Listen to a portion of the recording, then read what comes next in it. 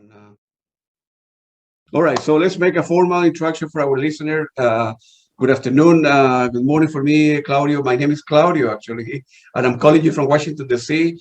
From the studios in Fairfax City. We are very humble and grateful that Claudio Simonetti accepted our invitation to our show. Claudio, welcome to the show. Buon pomeriggio, ¿cómo stai? Ah, bene, molto bene, molto bene. Qui, here is 1 p.m. in the afternoon. 1 p.m. So, yeah. Okay. So let's go now to what's going on in the world with the pandemic. How's the COVID has affected you, your life, your inability to tour, your family, your kids? How you holding up? How difficult has it been for you in a year and a half? No, actually, it was a bad period. But I'm lucky because I live outside of Rome and I have a house with garden, and I'm not in a loft in Rome. No, because live close in a loft is we never had the chance to go outside because it was were prohibited. No, but so here was easier for me, and also I'm lucky because I can do my work in my home because I have a studio. And so I work it, but the good thing is that I did a lot of live shows from my studio on Facebook, Instagram, and I had a lot of contacts for that. It's incredible to know how many people follow me. Yeah. So I stay here for actually is. The very straight period was from March until July last year. Then they opened, and then it started again the lockdown on September, October. Yeah. A lot of people die in Italy, right? At the beginning. Yes. We had maybe one was the first place where it started all. It's very big, yeah. But I don't know. But now, I hope now it's finishing because all the pandemics in the history from cholera and all is, I think, no more of 2 years. Yeah. It's the duration of pandemic periods. But I don't know. This is something new. Yeah, I hope. I hope that everybody get vaccinated and take care of yourself, and then we need to continue with stuff. You need to make money touring. I'm a consumer. I need to go and see shows. It affected everybody. And unfortunately, a lot of people lost a job with the pandemic. It was Yeah. Many people lost a job. Yes. Many difficulties. Yes. I'm a computer engineer, so music is my passion. So music is my passion. So I'm very lucky to have a well-paid job. I noticed that you were born in a musical family. And how old were you when you began taking guitar lesson or piano lesson? I know that your dad Enrico was very famous in Brazil. Very famous musician, yeah. My father was famous also before in Brazil, where I born in São Paulo. And my father was very popular in Brazil. He was a great musician there. He had TV shows because he was also an entertainer. Also more than a musician, and he was a complete artist. And I studied piano when I was 8 years old in São Paulo. Then we came back. My father decided to turn back in Italy, and I came to Italy for the first time when I was almost 12 years old. And I started again playing music, starting when I was 14.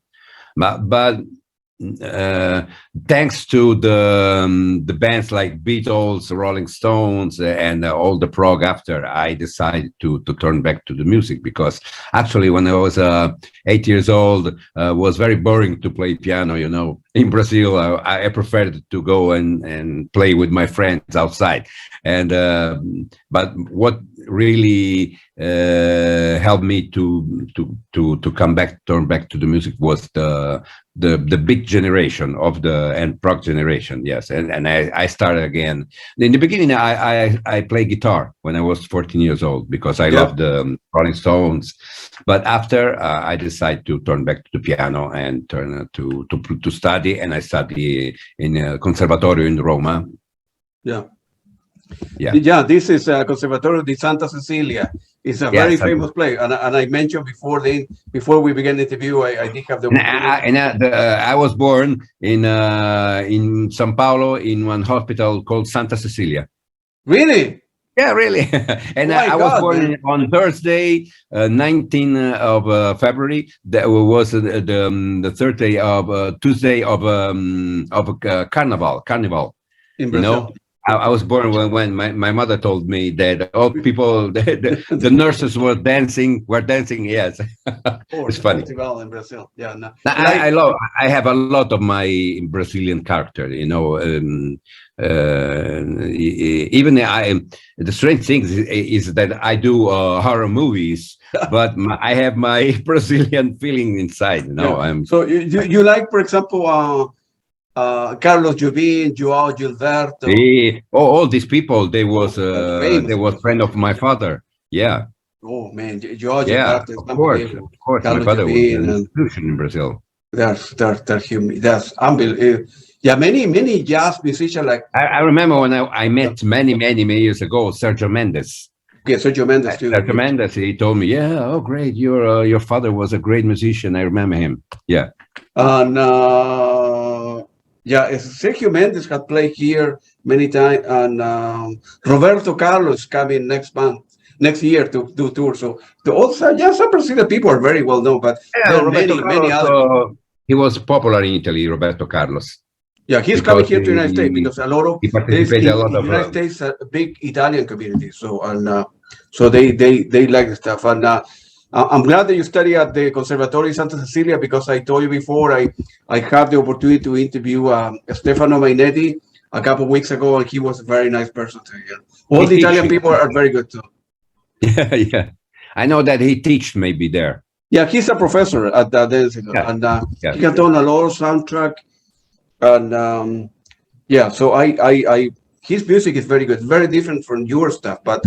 I have soundtracks. I have about 200-300, and so I like soundtrack from Ennio Morricone, from Goldsmith, and from electronic music, from Eurostar, from Tangerine Dream. So I have a wide range of stuff, and so feel free to elaborate. So what kind of music were you listening when you were back in Italy? You were 16, 14, 15, 16. You like progressive rock, Genesis? Oh, yeah. When I was 14, progressive prog rock was not born already, because I think that the prog born in maybe end of 60s, 68, 69. Yeah. And before I listened for, of course, Beatles, Rolling Stones, and many other bands. But I remember the band that signed my life, and then I decided to turn back to play keyboards, was Procol Harum. Of course, yeah, I know. Yeah, when I listened for Whiter Shade of Pale was 1966. I listened for this Hammond organ playing this Bach introduction. Yeah. I say, wow, it's beautiful. Well, I want to play again, and I started playing piano again. I studied in conservatory, and then my father gave me my first organ. Wow. Yes, was a Farfisa. Farfisa is a very popular organ of the 60s, Italian organ. You maybe know because the Doors used it. The Doors. Oh man! And also Pink Floyd. They use a Farfisa in the beginning. It's a white organ with the C. And those are beautiful. And I started with that. You still have it or no? No, I don't have it anymore. But I have a Hammond organ there. I have a B3 organ, original. I got you. So how you end up meeting Dario Argento to begin with? How did he have it? Oh yeah, okay. Was We were very lucky because with the band was not called Goblin in the beginning. It was called Oliver because when I started to, it was 1972. I did a military service Yeah. in, but I did it in Rome, so I had sometimes time to play, and with Massimo Morante, the guitar player of Goblin, we started doing some demos in my small studio in Rome.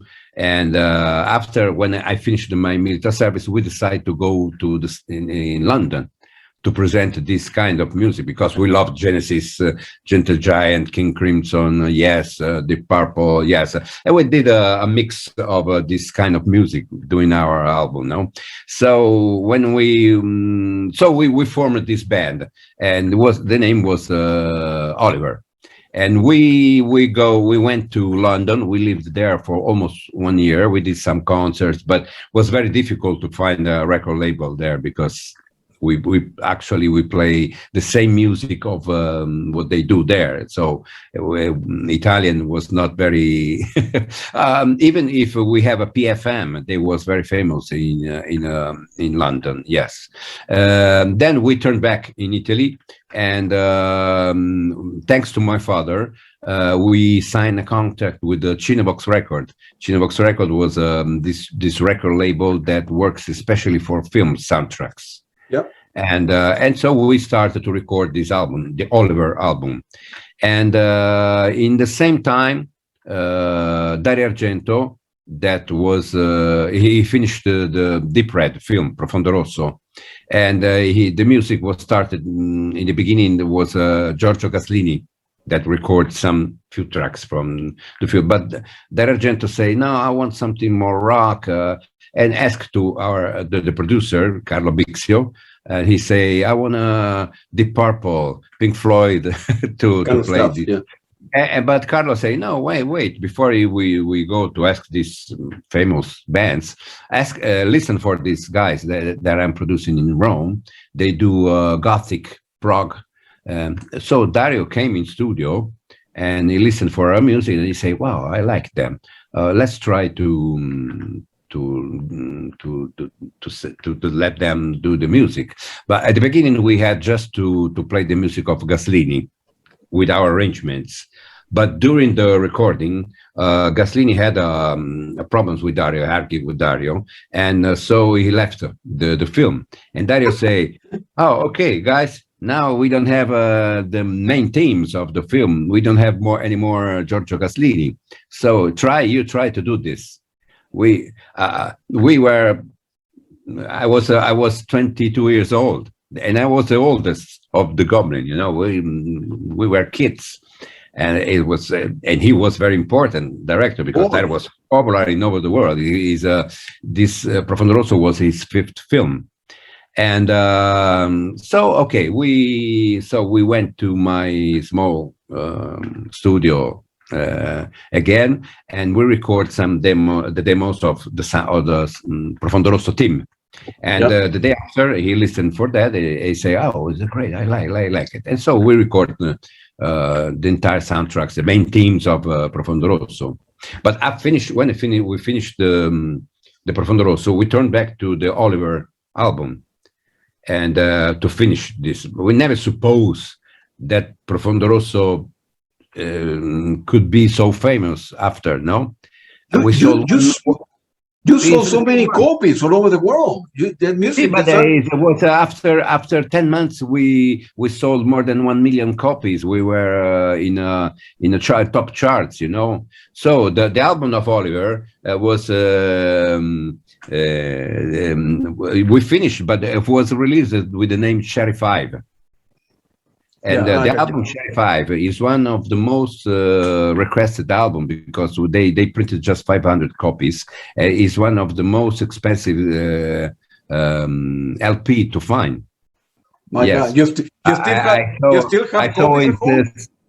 I have a copy, yes. I have 2 copies, but I know I saw in a fair in vinyl fairs, they sold now it's reached the 5,000-6,000 euros My God, for a man. copy. Yeah. It's like an investment. Yeah, I say to my daughters, you keep this record. Maybe in next 10 years you will buy a new car or or a house. So, wow, man, that was man. You guys were 22, 23 years old. Unbelievable. So that album changed your life completely. You know, they Yeah, began. but no, we're not supposed to do this. We have a record. We were to 15 weeks on the top of the charts. No one reached this in Italy. We sold 4 million copies of the record. My God, man, unbelievable. And then, but the band after Profondo Rosso, the band split up, right? The band? Yeah, you guys break up. Yeah, Goblin. Did you guys break up after? No, yeah. As we finished the Profondo Rosso, we split the band because we never supposed to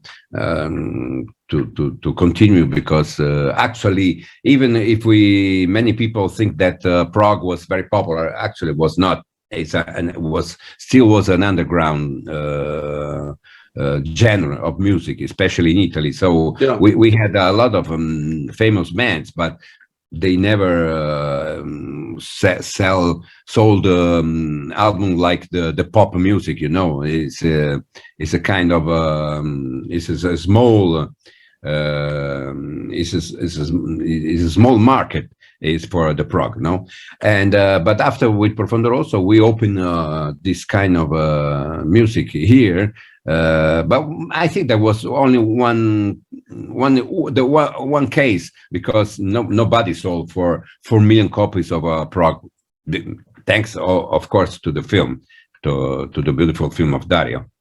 Yeah. Do you? But so we separate, and then we turn back because the band has reached a big success of sold of records. Also, we formed the band together. Yeah. Yeah, that was that was in a year, I think, 2001, right? You did, yeah. You guys came back in 2001, I believe, together. But there was a little bit, and then they split up again, right? Right? No, but when we split the band, it was in '78. Yeah. I started working on disco music, Italy disco. Yes. Yeah. Yes. After was in '78, '79. Yes. Good. And then, but let's go back to at that point we split the band, and we reformed the band just in 2000 for Non Sono Sleepless. I got you. Yeah. So after Profondo Rosso, right? You participated on because what happened? There are many kind of versions about what happened. After Profondo Rosso, I think it was 74, 75. You guys did Deep Red and Suspiria, right? No, yeah, Suspiria was our second album. Our second film. Yes, it was 1977. Yeah. We just changed the drummer, was different because in Profondo Rosso there was Walter Martino on drums, and then for Suspiria Agostino Marangolo that take the place of Walter. So and we did also, but I think that Suspiria is maybe the most important, most famous film of Dario over the world, more than Profondo Rosso. More than Profondo Rosso. Yeah, it's a very well known, and the music also, of course, is very good. Extraordinary. What I do with film score, I listen to stuff, I put my headphone, and I try to imagine the movie, how will it be, just to listen to the music. And then I will put the Blu-ray and see what I remember the music, seeing on the picture and on the theater. And it's a beautiful experience. Try to imagine what a movie is going to be by just listening to the soundtracks. I'm always do that. We play on tour in America. That's right. Yeah. Yes, we did Suspiria live.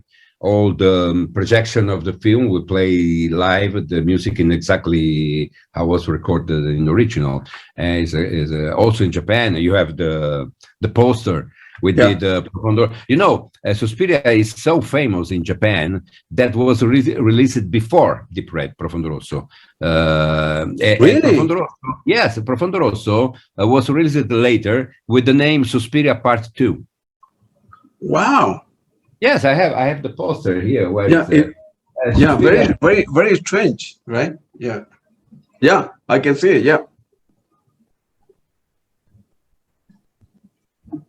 See, you got frozen for a minute.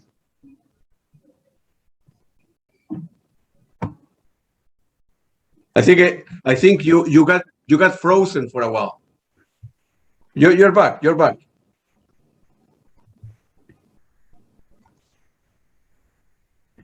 Can you hear me?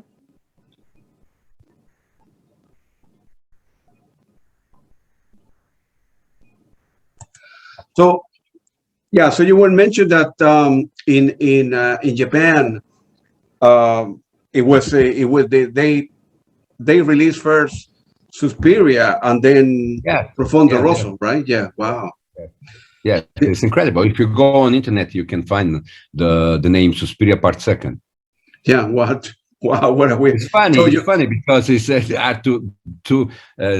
films are not similar. There is nothing. Yes, it's funny. Yeah. But it's okay. There was a commercial. You guys did all right. It wouldn't make a difference the name. So yeah. So you like going to Tokyo? You like playing Japan? Yeah, I love Japan. I love. I was there many times. I play in Tokyo, Kyoto, Osaka. It's a fantastic people. They are really great fans. I love this place. Now it's 2 years. I couldn't go there because of the lockdown. But now and maybe in next summer we spring time or summer we do a concert there again. I got you. What about the in between Profondo Rosso and Suspiria? You guys did Deep Red. Was popular as well? Yes. Of course. At that time, all the Dario Argento's film was very popular in Italy. People become crazy every time. People screaming on the movies. Yeah, well, because Dario was in the cinemas to present the film, and many people. It was a different time, different of course, mood of living. Yes. Now we have too much, but not in the 70s. 70s was every Dario Argento film was released with a big how do you say publicity and publicity. Yes, it was avvenimento. How do you say avvenimento? Wait, I'll tell you. Yeah, it was a big deal for him to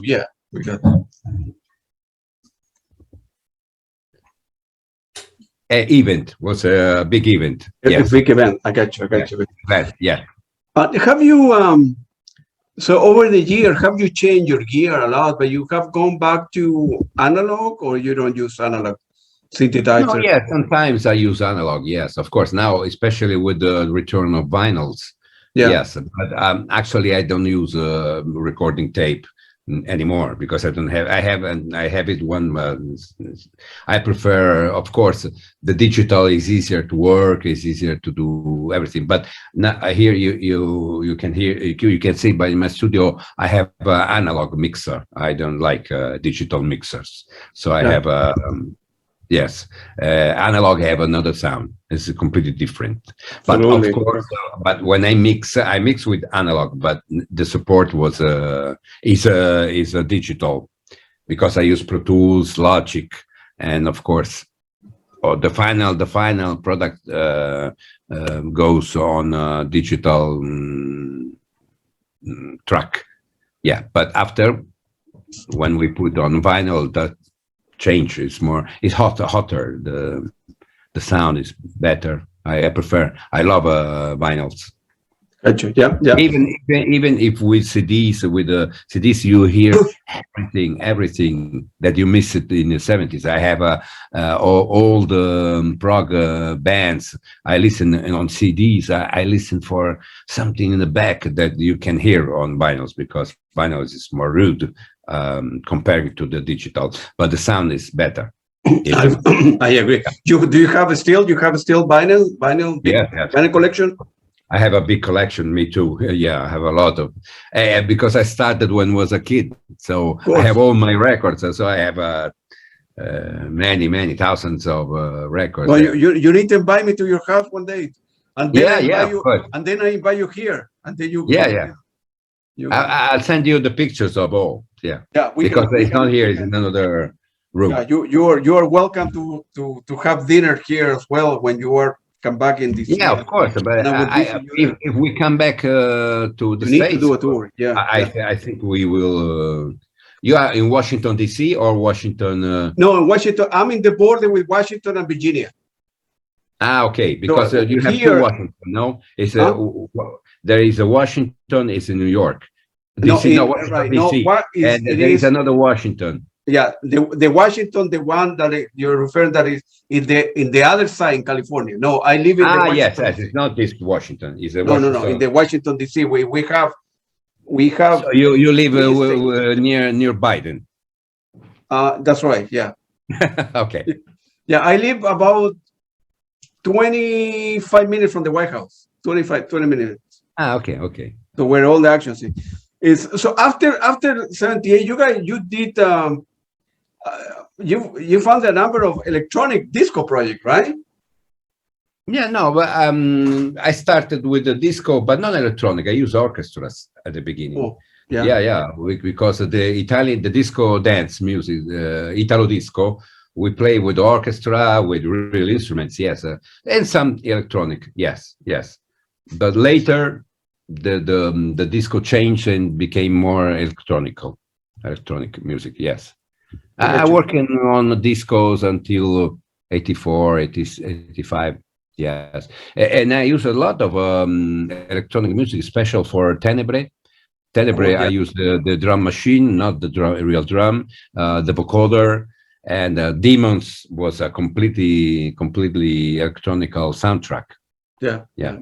How Tenebre came together? That's beautiful music and beautiful theme too. Both, it's all those films are. It's a piece of art. I mean, Dario Argento, all the music you can, even if you don't like the music, whatever it is, even if you're deaf and you don't like the music, seeing those movies, that's a piece of art. It's like going to the Louvre Museum to see. Because Tenebre was, we tried to mix our style with not the rock dance, because the Demons was also, they used it in some discotheques, I remember. Right, yeah. See. I got you. Yeah, that was, go ahead. And then I think you did, after you guys split up, you formed your band called Demonia, right? And then Demonia was in 2000, yeah, 1999 I started with How is it to work with George Romero? How you like it? No, I never. I never met George Romero because when Dario in the '78 asked us to write the soundtrack for Zombie, for Dawn of the Dead, he has the rights to distribute the film in Europe, in Italy, and but he didn't like. The score of that Romero used, because in the beginning the film was released in America with not the original score, with the libraries of vintage music. It's very boring music. I saw the original. It's not.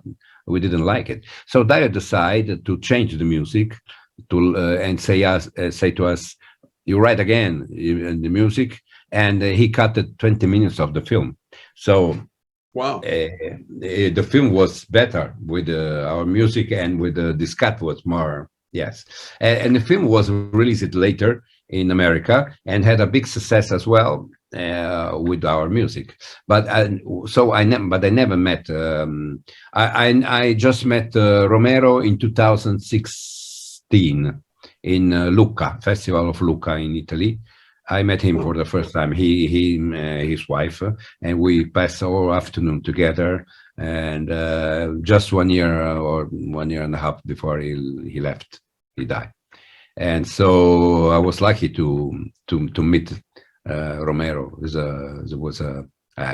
We talk about many things. It was good, very good. But not I never worked with him directly. Yeah. And you also, you did a lot of film score, like Conquest and New Barbarians, Midnight Killer, Body Count, Versace Murder. Yeah, so you always saw that. Huh?